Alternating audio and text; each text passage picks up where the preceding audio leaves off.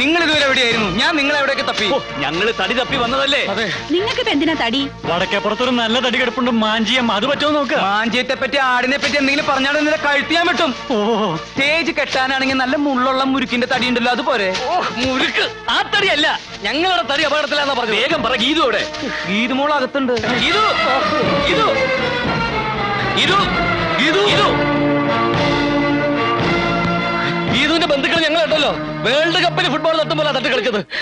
ഒരു വിധത്തിൽ അവിടെ രക്ഷപ്പെട്ടു വന്നത്. നിങ്ങൾ എന്തിനാ ആവശ്യമില്ലാത്ത കാര്യങ്ങളൊക്കെ ഇടപെടാൻ പോകുന്നത്? ആവശ്യമില്ലാത്തടത്തൊക്കെ പോകാൻ പോയത്? ആവശ്യമില്ലാത്തടത്തോ?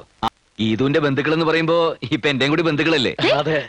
ഗീതു എത്രയും പെട്ടെന്ന് ഈ വിവരം ബന്ധുക്കളെ അറിയിക്കണം. ഏത് വിവരം? നമ്മൾ തമ്മിൽ പ്രേമത്തിലാണെന്നുള്ള വിവരം.